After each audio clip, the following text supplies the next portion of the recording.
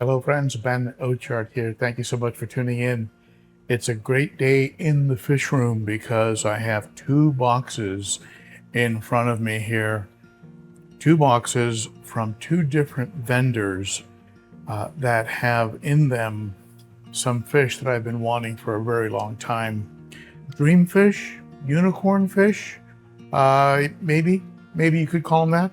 But let's take a look at what I received. First one from Imperial Tropicals that have been around for a while. I've met some of the folks there at events. Very legit, out of Florida. And let's take a look at what they've what they sent me here. A thank you for your purchase card and an invoice that looks like it's been double checked by a couple folks, along with some of their policies on arrival. Interesting, so hot out that they put cold packs in there. 3 of them. Makes sense, it was over 100 degrees, hot and humid. Everybody looks real good in here.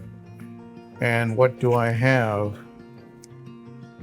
I ordered Harlequin Rasboras for the tank behind me here. Okay, maybe I ordered 2 3-packs. Well, I've got 6 Harlequin Rasboras that are going to be going into the planted aquarium.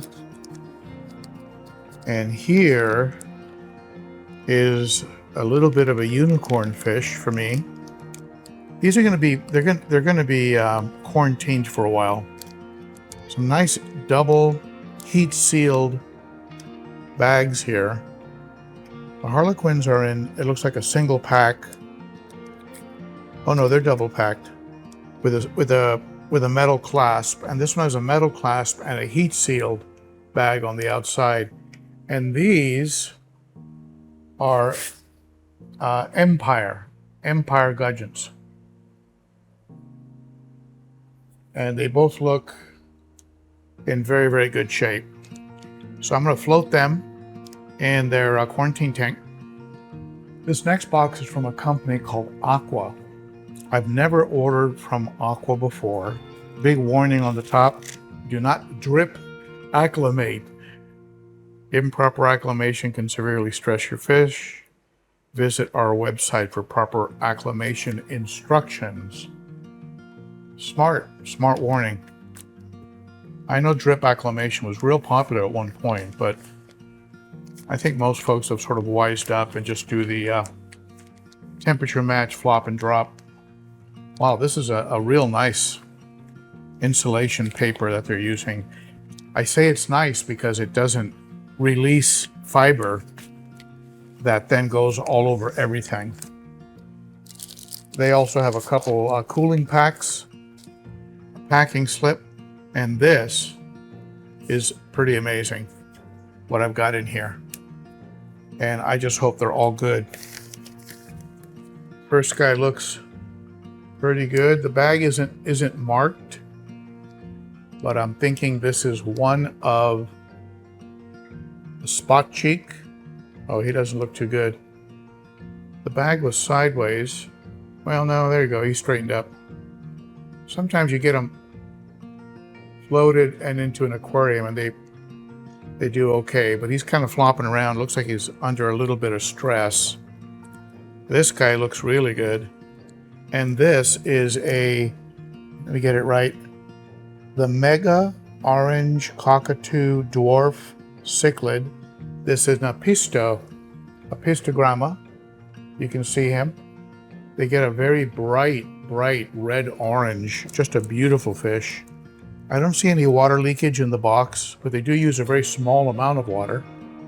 And here is the, is this the orange cockatoo? Actually, maybe this one was this was the Borlei. No, this might be the orange cockatoo.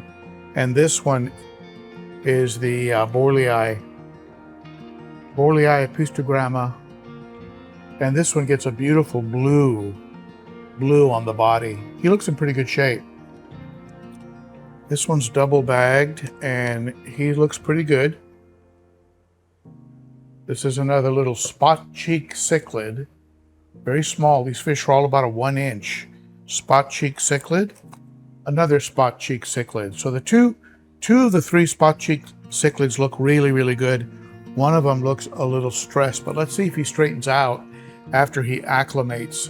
I'm going to get all of these acclimated and settled in their quarantine tanks, and we'll keep an eye on them for 30 days. Hopefully all 3 of the spot cheeks make it, and I will drop and flop them, which simply means I simply empty them into a net and put them into the aquarium after they've temperature matched. So fingers crossed on that one spot cheek. The other ones look rock solid. I'll go ahead and let them settle in, and then tonight I'll give you a short video update, and I'll attach it to this video so you'll see how they look. So here we are 8 hours later,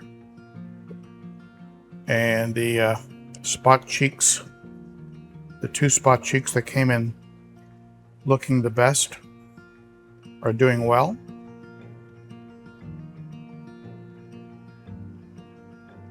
Unfortunately, the one that was looking bad didn't make it, as I suspected. I contacted Aqua, and they asked me a couple questions and are processing a refund. So they were very good to me on the process, especially when you provide them with a photo. It really can't be disputed.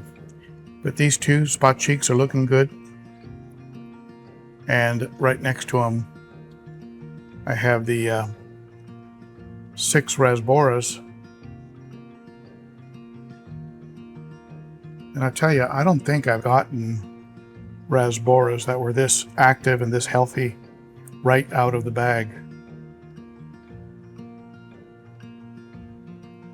So hats off to Imperial Tropicals. And there's one of the Empire. There are 2 Empires. The other one is hiding behind the cave. He likes hiding behind this cave. But here's the, at least one of them is out. It's been 8 hours. They're settling in. Really looking forward to watching these spot cheeks color up. Sort of like if a green tear and a fire hap got together, you'd get a fish that looks like a spot cheek. Couple tanks down, we've got the pistos.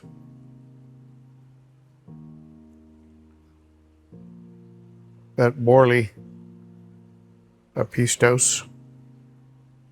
He'll be getting a lot of blue in his body. He's looking good. Cuckoo, cockatoo, cuckoo.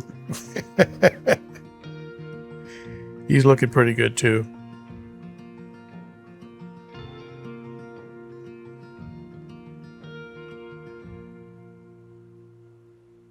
So overall, I think the shipment was good. The fish are getting settled in, and we'll see how they do come feeding time.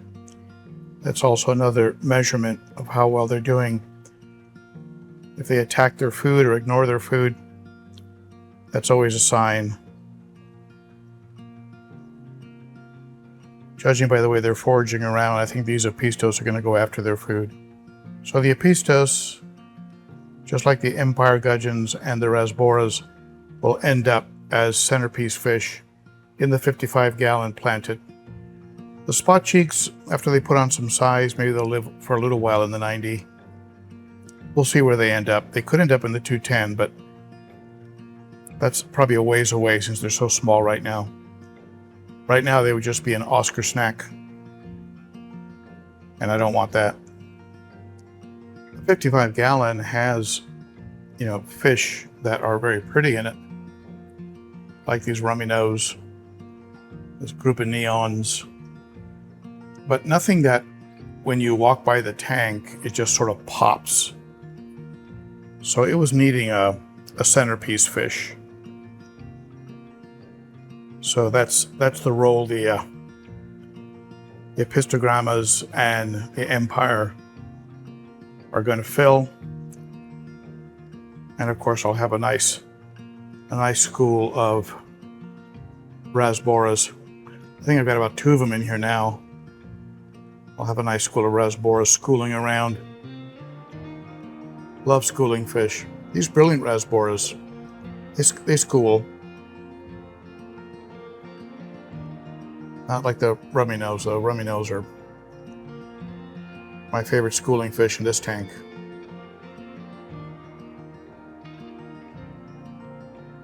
So once again, there you have it. Thank you so much for tuning in. If you like the channel, be sure to hit that bell, subscribe, give it a thumbs up. Just hit me in the mug, you'll be subscribed. If you'd like some my best tips on fish keeping, go ahead and jump into that playlist that I'll share with you up here in the corner. A lot of videos in there. See you at the next one.